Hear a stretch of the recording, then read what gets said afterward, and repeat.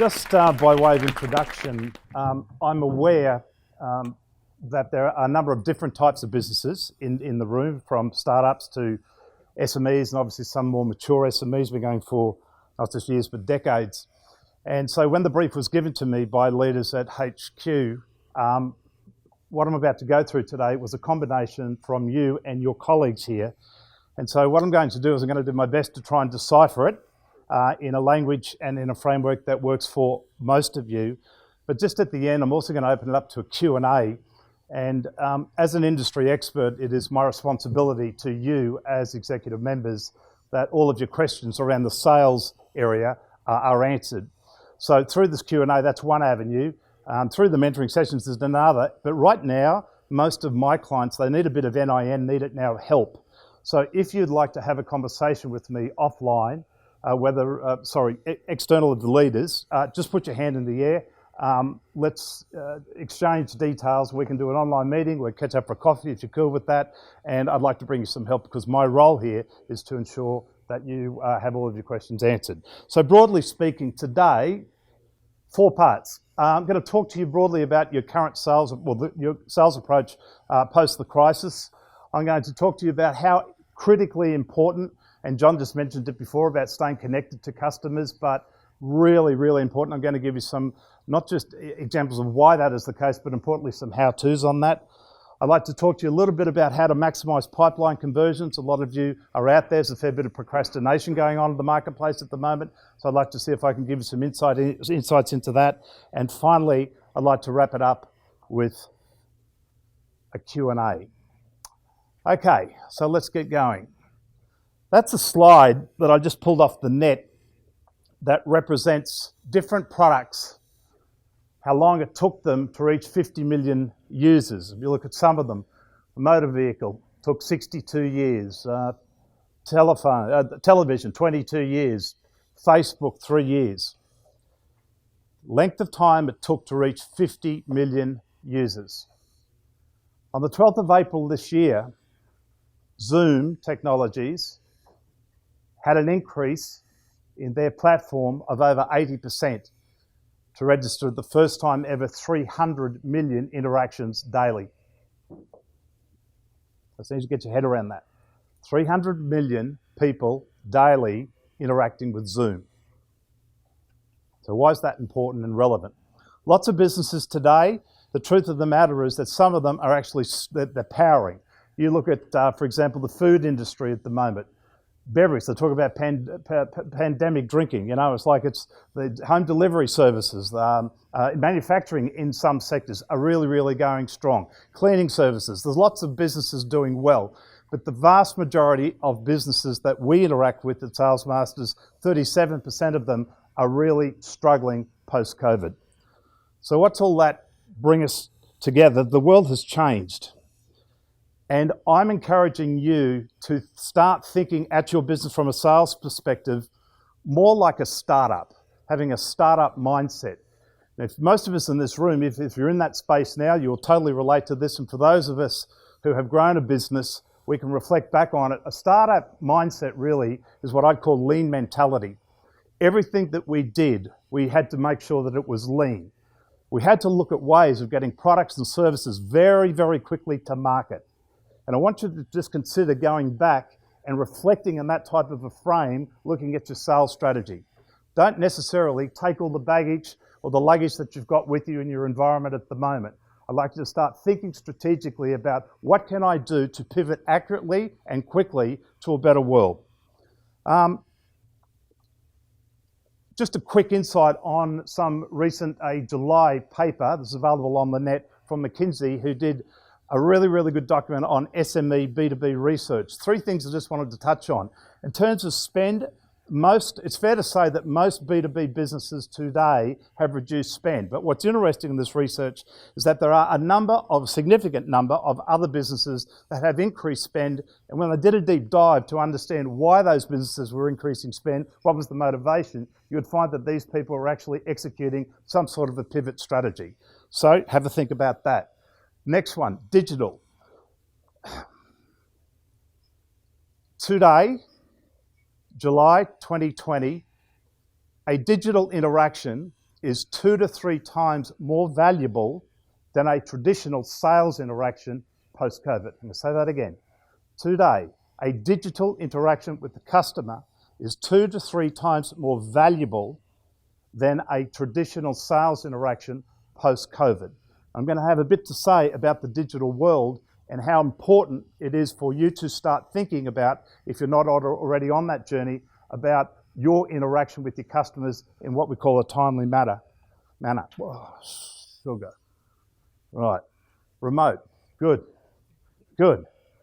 What I'm talking about here is not remote working, although I'll have a bit to say about that later on. But if you look at 90% of the sales interactions in a B2B environment today are done remotely, whether it be through video conferencing, online meetings, email conversations, or whatever it may be. It's shifted the thinking of the entire landscape, completely shifted the thinking. So I think that the biggest challenge for remote working, and look, the jury's still out on that, and I'm not an expert on this, but here's my 50 cents for what it's worth. I think that there is a really strong business case that supports, from a sales perspective, that supports potentially a blended solution of online or home, remote, and at work selling environments. Now, I think one of the biggest challenges, I'm just looking at this personally in my business, one of the biggest challenges of working remotely for me is me. I am the blocker of that. Because it's just so different, you know. It's not my first for a day. I've been doing this for 20 odd years, and I'm learning and getting assistance from other people who can help me start thinking about the true benefits of that. And I'm starting to turn the corner there. So if you're in that space, don't beat yourself up, but start thinking. It's far more cost effective. People can be productive if they feel enabled, if they feel trusted, if they feel valued, if they feel supported. And that's the leader's job to ensure that that happens. So digital, definitely going to be playing a big role. Stay close to your customers. Again, so just a bit on what John was talking about before. People talk about B2B or they talk about B2C. To me, it's H to H, human to human. And I'm going to talk shortly a little bit about what we call the customer journey and just how critically important that is. But it's no longer a transaction. It can be, but you're not going to get a customer, or you'll get a customer, but you won't get a customer for life. And you and I spend so much money trying to find a customer. And yet we do a great job for them. We do what we say that we'll do. We've become a trusted advisor. We're there. It's all tick all the boxes, but over days, weeks, months, and years, it all just dissipates. Who can relate to that? Customers in their pipeline, exactly. And the landscape's littered with that. So today, it's about really connecting with these people in what I call a H to H environment. Okay. Customer journey. Has anyone mapped their customer journey? Okay. Andrew, am I putting you on the spot? Could I ask you just to share with the group? Just broadly, mate. So Andrew's business, Carroll Consulting, just wanted a quick snapshot of it. Sure, we're a strategic recruitment company. Work with privately owned businesses within South East Queensland. Mm-hmm. Okay, and your customer journey, what is it and how did you map it? Customer journey can be anything up to 2 to 3 years before they do business with us. We map that through touch points in our CRM system, essentially. So we'll go out and tell businesses what we do and advise them, and then they use us when they need us. That's right. So you keep in touch with them through what I'd call lead nurturing. So if you don't have some sort of lead nurturing software that maps on that is talking to your customer journey, there is a real opportunity to take that away. And don't think you need to do it yourself. Get your team. I assume that would have been a complete organisational buy-in. Everyone's got a view of the world on that. Yeah. So a very, very important there about customer journey. The next one, creating customers for life. I just thought I'd put up again, because of the audience in the room, a very, very simple model of what I'd like you to start thinking about, ensuring that your sales team are thinking about every time that they touch a customer. So basically it starts off with a suspect. These are the sales terminologies that we use. And a suspect is anyone in your marketplace that potentially at some point, way down in the future, may be a buyer for your product or service. They're all suspects. Through qualification, they turn into what we call a prospect. And a prospect is someone, depending on qualification, that has a low or a moderate or a high probability of doing business. And typically what businesses do, each of those terms, low, moderate and high, have what's called the qualification criteria against them. And that way you can look at different closing ratios. A high probability prospect is going to have a higher probability of being closed than a low probability prospect. So it's about understanding that, and from a business and a strategic perspective, looking at what we call pipeline management. So suspects filtered through pipeline to prospects. And now what we need to do is turn them into a customer. And a customer, in my view, is anyone who is what we call a one-time purchaser. It is someone who you have invoiced once. You've done business with you, making the assumption you are happy, that they're happy, it's been a good interaction, happy days. The goal, that's where most businesses leave it. The goal becomes, how do I turn my customers into clients? And the clients are multiple users.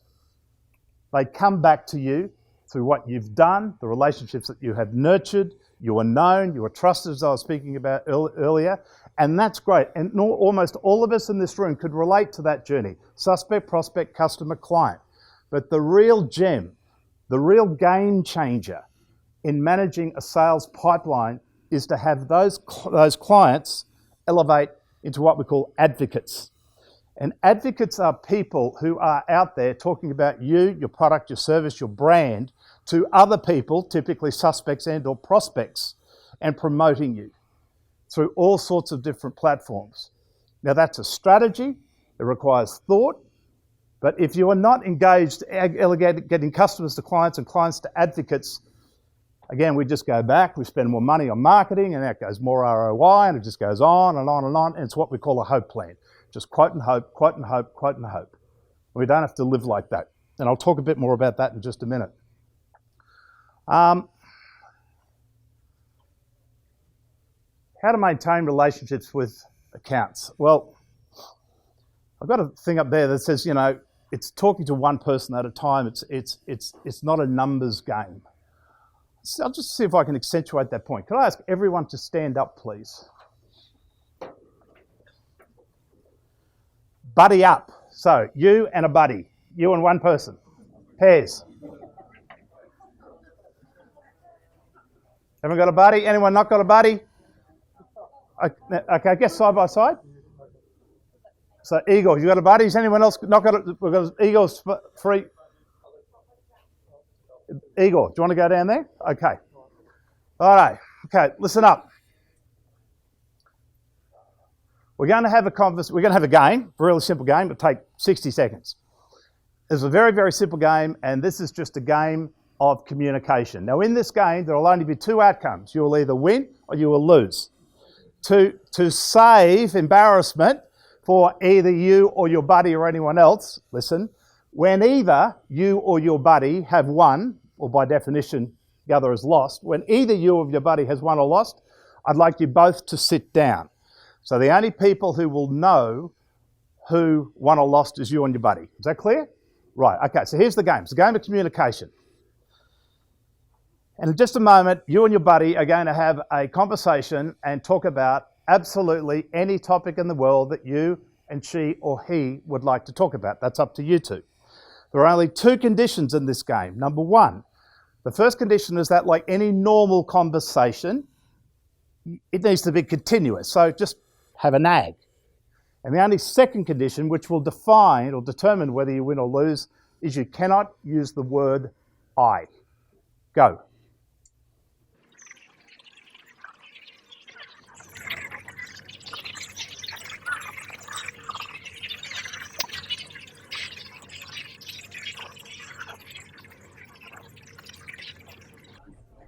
Righto, good job. That was 45 seconds. Give yourselves a round of applause. Good job. Very good. All right.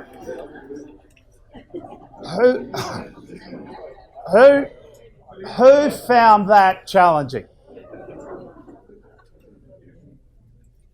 Why do you think that you found that so challenging? Yeah, because we tend to talk about the single most important person in the world, who is?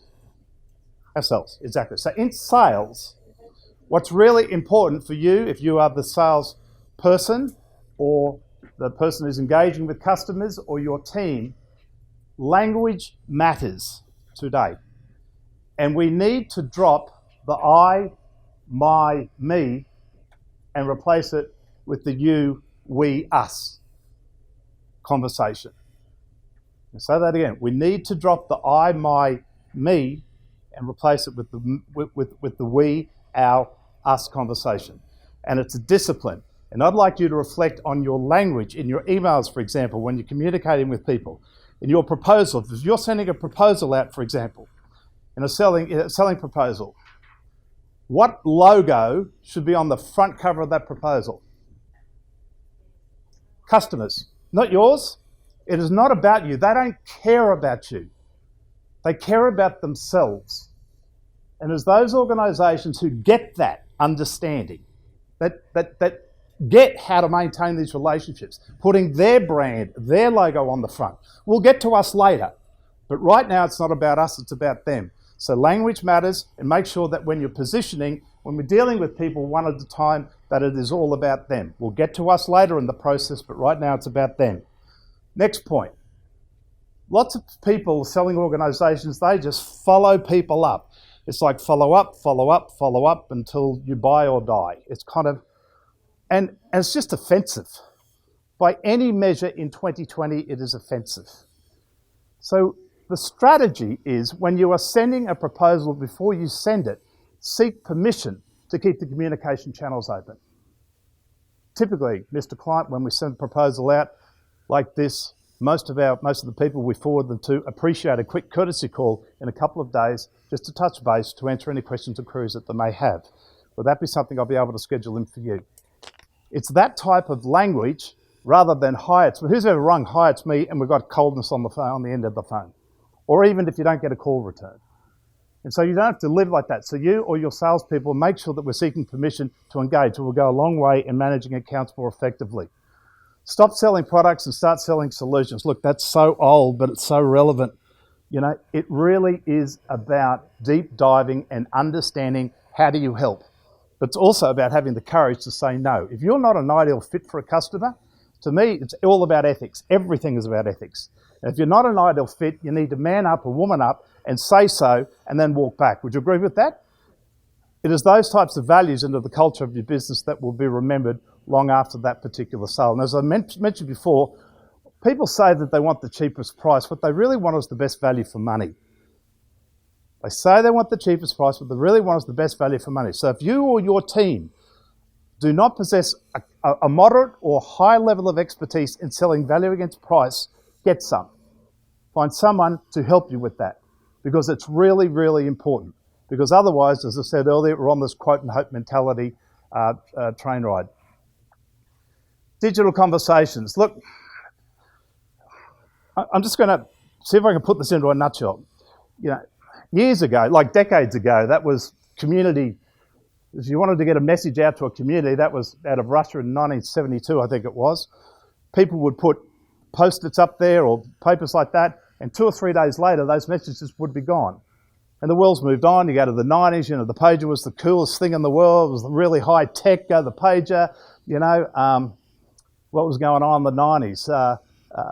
Faxes were on the way out. Email was just starting to come on the way in. And yet still today, businesses rely on 3 main platforms of communication, which is telephone, social media, and email. So let's talk a little bit about the first one, telephone.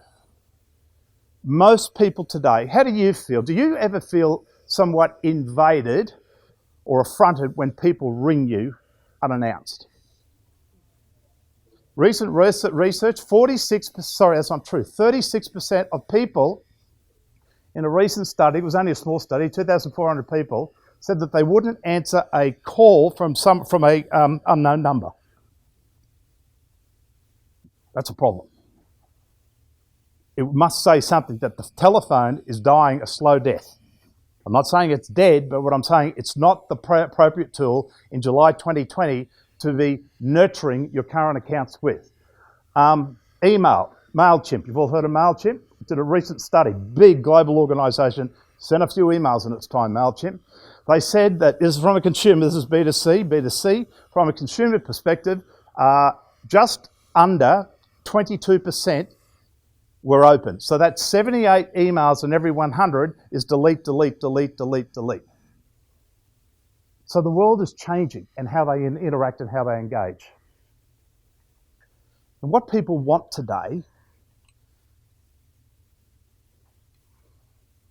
is real-time messaging. And real-time messaging is platform, it's software, it's apps, there's a million out there.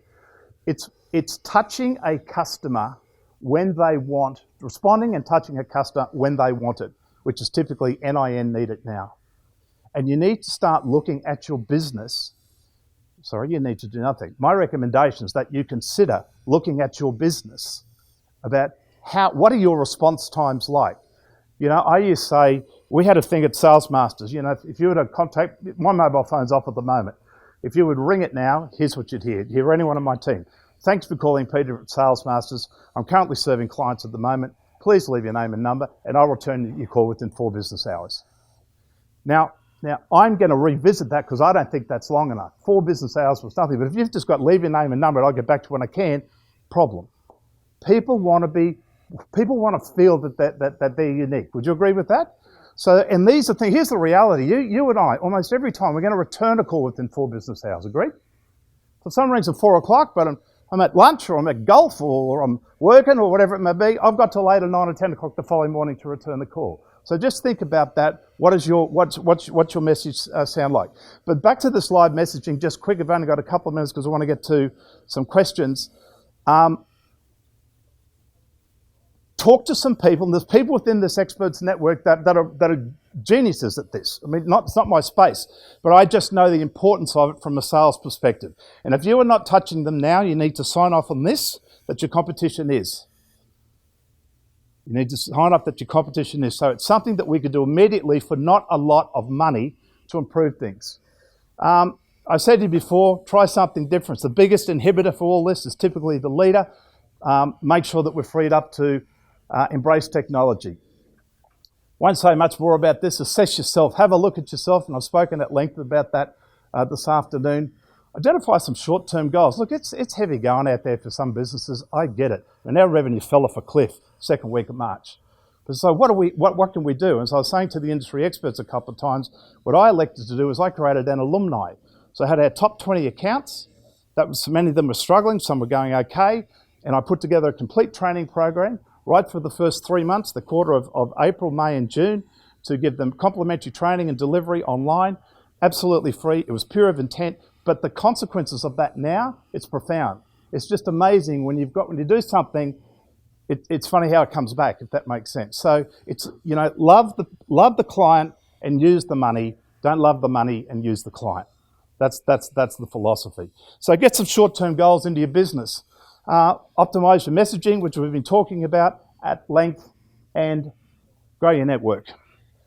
This environment here, look, I've been in this for many years, and I see executive members come in and out of this network, and their opportunity to maximise, nurture, and grow those relationships, they've shortchanged themselves. And don't let that be any of the 30 or 32 people in this room here today. Every man and woman in this room is still trying to work it out. But between the group of us, the most of us, I think there's an answer for most of the questions. There's an answer to most of the questions. Don't let your ego or your emotion get in the way of growing a lifelong business network. Build a bit of confidence, step up, and get known. And it will pay off so many fold, because we all need something going forward. None of us have got it all worked out. We're all students of business.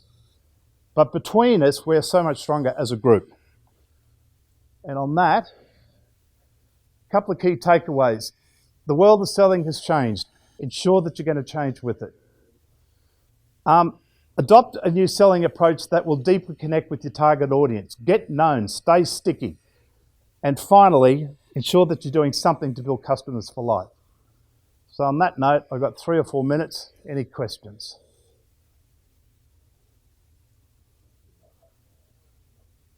G'day, Richard. How are you?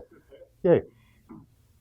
And incidentally, if I can't answer it, I'll take it offline so we can have some more time. So away you go. Just a question in relation to your 4 hours. From an experience perspective, I know that I personally couldn't achieve answers to a collection of questions in 4 hours, but what might be the back end of that time frame where someone doesn't give you a time frame looking for an answer? We're talking about an answering. This is an answering sheet on. This is an answering message on my voicemail. Your voicemail, or someone rings the office and leaves a message with your secretary, and there's a note there to say, Peter, you need to ring Richard. What would be, in your experience, the back end of that return phone call or whatever, if only to say, I can't get back to you for it? Oh, well, what I do, like for example, if I'm facilitating for a day and you rang me and you left a message and it was 2 o'clock that you rang, and I get to it at a 3 o'clock break, for example. I check my messages during every break. I was here, Richard from Akron has just called, Pete, give me a call. I would typically either text you or even ring you back from my car. So I've just finished the day's training. Can I call you tomorrow morning? I don't go into it because I'm not ready to go into that conversation with you right now. So I can control that so I can give you the right service when you want it. Does that make sense? So the idea of the time frame responding is more about ensuring that there's a connection there, albeit a connection that says, I won't talk to you. Correct. That's all it is. Yeah, sorry. If I didn't make that, I'm not saying you've got to go back and answer it. It's a really good question. Thank you for that. So it's just, I'm here, I've got your message, I can't talk at the moment. Potentially we do what's called boot camps, and that's when, we do study sessions through till 2, 3, 4 a.m. in the morning with some of these businesses. They are just so razor sharp at what they do. I get a call, I can't answer that until potentially the following morning. So yeah, absolutely. Received his message. That's it. Yeah, exactly. Yeah. And even that may be because text is becoming, and I wasn't an advocate of this, but because text has become quite a standard platform of communication today, I could text Richard, and particularly if I know Richard, I wouldn't do it to someone I didn't know. Knew Richard, I knew Andrew, whatever it may be, and I'd just say, listen, got your message, tied up, can I buzz you before 10 or around 10 tomorrow morning? And typically you just get back yes. So it's rather than do nothing and then call him at 10. That's what it is. So it's that connection.